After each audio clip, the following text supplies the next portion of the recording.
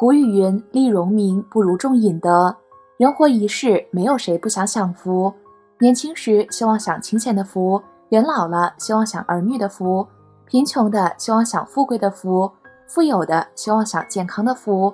但是福报不是靠求神拜佛得来的，而是靠自己积攒的阴德换来的。而阴德厚重之人往往有以下4种特征，你是否也有呢？一、劝人为善。佛经有云：能劝2人修，比自己精进；劝至10余人，福德已无量。如劝百与千，名为真菩萨；又能过万数，即是阿弥陀佛。劝人为善，即是大功德。过世后有个叫吴文英的人，与人为善，常劝诫他人多行善事，戒杀放生，因此很不受人喜欢。吴文英的朋友也说他：你总劝人为善，不仅自己得不到好处，还被人厌恶，何苦呢？吴文英不解释，依然坚持劝善。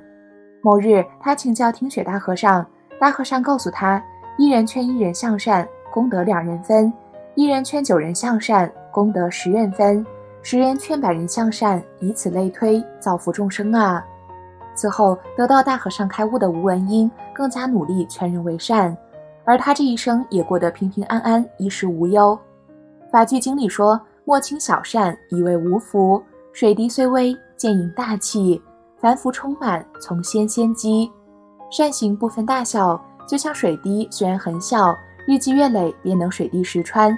所有福报的积累都是从细小之处积蓄而成。诸恶莫作，众善奉行。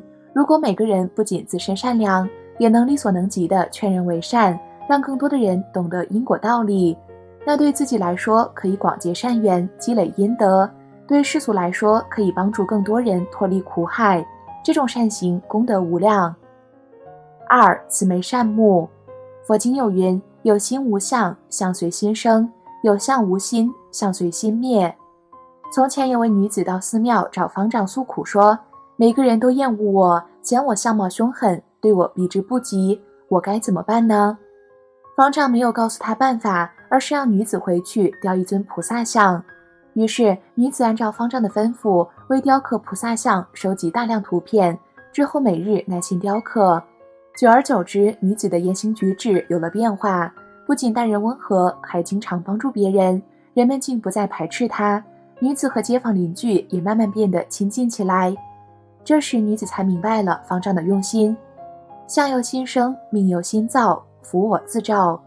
你有什么样的心境，就会呈现什么样的面相。一个阴德厚重的人，因为他善良的内心，外表必然不会差到哪里，所以必定是个慈眉善目、待人和蔼的人。而一个福薄之人，因为内心满是怨恨、恶念，久而久之，外貌会变成凶神恶煞之相。要记住，心中若有魔，面相则如魔；心中若是佛，所见皆为佛。3. 深信因果。佛家有句佛语说：菩萨为因，凡夫为果。而往往阴德厚重的人都是深信因果之人，他们明白世间万物皆由因果而至，种下善因便得善果，种下恶因必得恶果。所以敬畏因果，相信因果，从不肆意造下恶业。常言道：善有善报，恶有恶报。阴德厚重的人往往会断恶修善，努力端正自己的一言一行，每日行善事，注重为自己、为子孙后代积累福报。这样的人必定会得到佛法的眷顾。4. 知足常乐。明朝有个叫胡九韶的人，家境贫寒，虽然每天辛勤教书，努力耕田，但也只能勉强维持温饱。即使这样，胡九韶每天都坚持焚香，拜谢上天赐予的清福。妻子不解说：我们一日3餐都是喝粥，怎么能算得上清福呢？他却笑着说：我们有幸生在太平盛世，不受战乱所扰，我们虽只能喝粥，起码有粥喝，有房住，而且我们一家健康，这还不算是清福吗？我们常说知足者常乐，其实人这一生所需要的并不多，知足的人往往不被物质所诱惑，知道自己人生的真正价值和意义，活得幸福快乐。而不知足的人不满足现状，被欲望所困扰，痛苦不堪，甚至造下各种罪业。古人云：人到无求，品自高。如果做到无欲无求，那修养必然很高了，自然会积累下很多善根福报。佛语云：佛法难闻今已闻，人生难得今已得。此身不向今生度，更待何生度此身。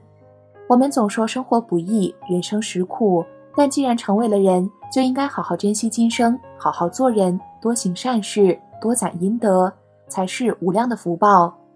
当然了，如果你身边出现带有以下这14种特征的人，也可以多亲近，因为一个人无论是做了亏心事还是善事，身上都会出现相应的变化。1. 眼睛清澈。俗话说，眼睛是心灵的窗户，眼睛清明、眼神温和的人，大都性格平顺，这样的人大都是福运加身的。生活中，当我们遇到眼神凶狠的人时，一定要敬而远之，保持距离。所以看眼神很重要。2. 阴质纹。可能很多人都好奇，阴质纹长在哪里？阴质纹长什么样子呢？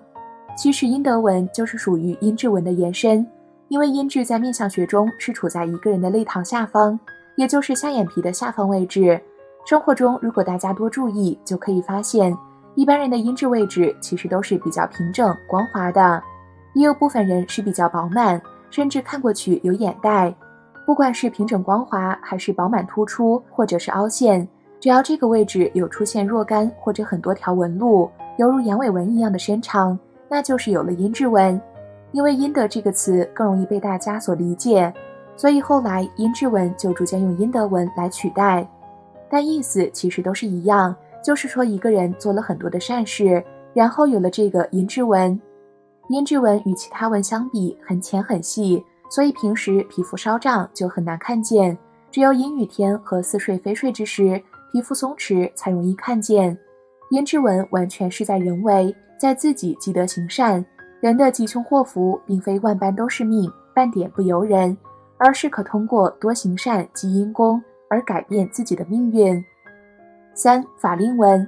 法令纹也是表现一人德行的纹，此纹一般中年后才出现，如果法令入口，又名腾蛇入口，是属于不好的。不过此纹是随人的心态行为变的，行善多的人延长至下巴，延长至下巴的法令称为寿带，看古代年寿者的画，大都有此特征。4. 眼寿毛相。如果一个人一生行善，不悔不疑，至晚年眉毛会生出3、5条特长的眉毛，此眉名五彩眉，乃得众望、延年益寿之征兆。又耳内生毛，乃高寿之吉兆。有中老年人头发从额头日月角开始向后脱发，亦是吉兆，这些都是吉祥的特征。5. 眼下饱满。眼下称为子息宫、阴德宫，是主要表现一个人德行的地方。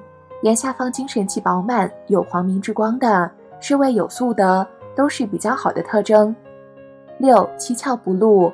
包括鼻孔、口、双耳、双目，这七窍在相学中统称为窍门，以元首为宜，露则多尖，七窍不露者心正神足，一生阴德也非常好。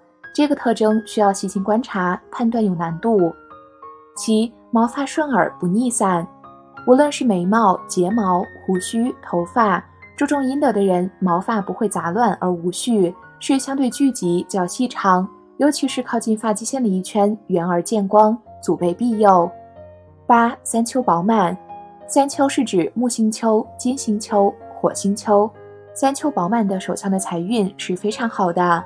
三丘越是饱满，那么证明自己的财库越是充足，财源也是不断，就像是招财手一样的存在，只要想赚点钱，那么就一定没有赚不到的。